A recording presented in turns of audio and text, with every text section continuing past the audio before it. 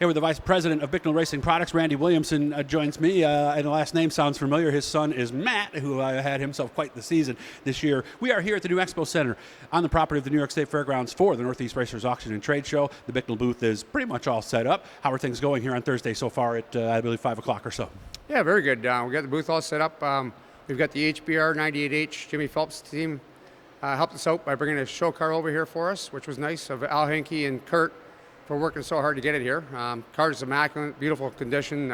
It was actually the car that they raced at Charlotte. Oh, it was. And Jimmy was basically the fastest car down there the night of the heat races, which is good. You know, naturally, a bad pull draw always hurts everybody down there. I mean, Charlotte's one of those tracks where you got to draw good. But yes. As far as the Expo Center here, the new place we're in, compared to the old building we used to always be in all the time, we're just having a little bit of a hard time getting used to where everybody's situated at. Yeah. But Bicknell knew everybody was in the other building, it's right? a beautiful, beautiful facility. Yeah, it's really nice to see. We're not unhappy. We used to actually camp right where we came in today. I used to camp right there. That's Seriously? where my camper always was. So it's kind of unique to see the fairgrounds change, because I'd never been over here since they blew this place out and the old fairgrounds. You know, Are we outside of the backstretch or on the backstretch? We're the the backstretch right behind right? you. Here, backstretch is right behind you here. Okay. This is where we used to always have the barns and the camping, and we camped right out here on the pavement. Yeah. Won't be Kinda camping cool. this time around, though. Yeah. So, Yeah. how are things at Bicknell right now? Very steady, very busy. We just actually purchased 3 brand new machines, 3 more brand new mills, just to try and keep up with the supply and demand. We got our own laser machine there recently for cutting our own tubing. Bob's looking at a robotic welder for doing our bumpers and stuff like that. Hopefully that's going to come shortly. We expanded our shop over the summer. We moved our fabricating shop from basically probably had 1,500, 2,000 square foot to we got a shop probably about maybe 8,000 square foot for the fab shop now. Wow. So Yeah. things are good. Oh yeah, a lot Nice. bigger. Yeah. What are the main questions you're going to get this weekend? A little bit of customer relations, like, some customers with new cars requesting, prices, price quotes and that, wanting to know new products. We really still haven't done very much new products, only because of the COVID situation. With everything going on, I think everybody's businesses have grown more than we stayed still the same way. And we really didn't come up with any new product this year. I think the race cars are going pretty good on our end, so we're happy with that. Doesn't mean we're not thinking about next year or next spring. We're hoping to do some testing in the springtime. We'll go from there. How many different, and this is one you and I talked about, because I Yep. always get this question Yep. from especially like sportsman teams who might be going from a 13 to a 17 or something like that. What are the differences between the different types of Bicknells, and are there certain ones that work better in certain types of situations? Well, it's funny because we go back to the original year when we built this rubber floor car. And I actually built it for Mike Payne and Gary Tompkins, and they took the car at that point, this rubber floor car, and they ran it, and they had good success with it. And I had some guys in the sportsman division back then think that the cars were always too tight.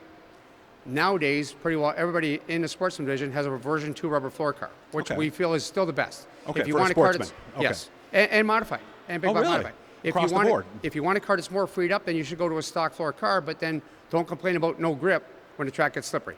Gotcha. Now, as far as the big technology changed here in the last couple of years here, since 2016 when we brought out this short link car, with Jamie Mills, Ryan Watt, ran one, Walt Breeding helped us out to design it originally, and when we brought that car out, it was good down south, but not so much up north, and then, we did end up bringing one up here in 17, the tail end of 17, and that was the year my son ran it, and him and Matt Shepard finished 1-2.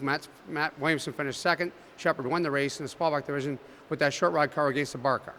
Things have changed that way, but it's roll steer. It's now understanding wheel loads, stack springs. What some divisions can, some can't. Right. The dirt division, we're not allowed in the sportsman division to run stack springs. We're not allowed to have spring rubbers, which to each their own. I'm glad on the Dale Series they are doing that. They're allowing those to happen. It's helping these guys in the sportsman division hopefully become good modified drivers in the future. Interesting. Yeah, is it harder now to set up a car than it was 10 years ago? If you have a spring smasher and you understand wheel loads, it's easier. Okay? There's a lot of teams that don't even put their cars in the scales. Now, I would tell you that's not the right way to do it. No. Okay? But if you're at a racetrack and you got to go tomorrow to a racetrack, you can probably put your springs on your spring smasher, get your wheel loads, get your centers to centers, put them in the race car. As long as nothing else is bent, you're still going to be okay. Gotcha. If something starts to move, that's when your wheel loads on that spring smasher aren't going to give you true numbers. Gotcha. How tough is this for you? Because I've seen you at racetracks before.